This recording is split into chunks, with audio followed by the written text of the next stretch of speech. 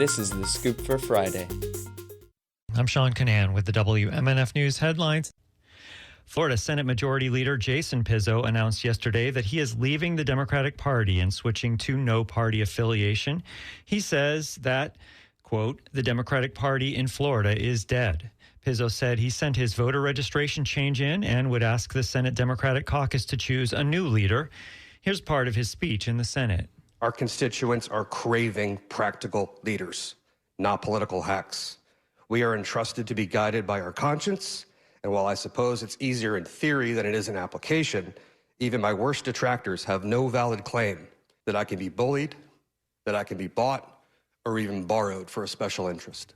The Tampa Bay Times reports that Senator Chevron Jones, a Miami Gardens Democrat, would not say that his party was dead, but says there's a lot of work to do. A proposal to carve an exemption in Florida's voter-approved minimum wage is not expected to pass during this year's legislative session. Senate President Ben Alberton told reporters yesterday, I don't love it, to tell you the truth. I think if somebody works, whether they're being an apprentice or whatever, the minimum wage is in the state constitution for a reason. When pressed if the bill is dead, Alberton added, I would expect so. The proposal sought to allow people to voluntarily accept pay below the minimum wage when employed in positions deemed a work-study, internship, pre-apprenticeship, or other similar work-based learning opportunity. A Trump administration executive order in March ordered the reduction of 7 agencies, including the Institute of Museum and Library Services. Since then, most IMLS staff have been put on administrative leave. WMNF's Caitlin Serafin reports on how that could impact local libraries. Institute of Museum and Library Service supports museums and libraries throughout the United States through grant-making, research, and policy development. In the 2024 fiscal year, Florida received $7.9 million from the agency, which assisted in the creation and maintenance of local library programs. This includes the Interlibrary Loan Program, which lets library patrons borrow materials that are unavailable in their own library. The Southeast Florida Information Network is one of 5 multi-library cooperatives in the state of Florida. The executive director of Cephlin says that the recent actions leave libraries in an uncertain position when it comes to creating their budget. That could impact the programs libraries may be able to offer.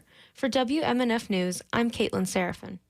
Florida's annual legislative session is poised to enter its final scheduled week, but lawmakers do not appear likely to pass major property insurance changes. The Senate, which will not meet today, is not slated to take up property insurance bills on Monday or Tuesday. Today, the House is expected to consider a bill that includes issues such as setting new standards about payments that insurers make to affiliated companies. Those are payments that some lawmakers have alleged could mask insurer profits. But the Senate has not taken up such issues.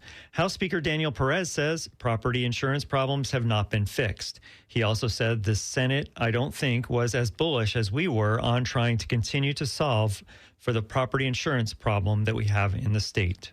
Yesterday was Holocaust Remembrance Day, and people around the world are paying their respects to the millions of lives lost. WMNF's Chris Young reports from a commemoration in St. Petersburg honoring victims. Ravine Kretschmer, 51. Ida Kretschmer, 20. Pesha Kretschmer, 58. A small group of people sat in silence and paid their respects at the James Museum as the names of Holocaust victims were read aloud. Maxine Kaufman says she felt contemplative after leaving the theater. You have to learn about the mistakes and what has happened in history so that we don't repeat it over and over again. Kicking off with St. Pete Mayor Ken Welch, city and community leaders joined other volunteers who took turns in a continuous in-person reading that lasted from 10 to 5. Mike Eigel is the interim CEO of the Florida Holocaust Museum and grandchild of Holocaust survivors. He says the event is about resilience and perseverance.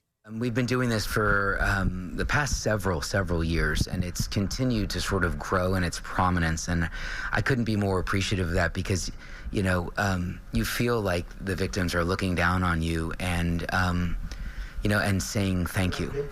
I existed. I mattered. Chris Young, WMNF News, St. Petersburg. It'll be sunny, breezy, and dangerously hot today with near record high temperatures in the low 90s. Tonight, clear with overnight lows in the mid 60s. Tomorrow, mostly sunny with near record high temperatures in the low 90s. I'm Sean Canan with the WMNF News headlines. This is The Scoop, recorded at WMNF Tampa.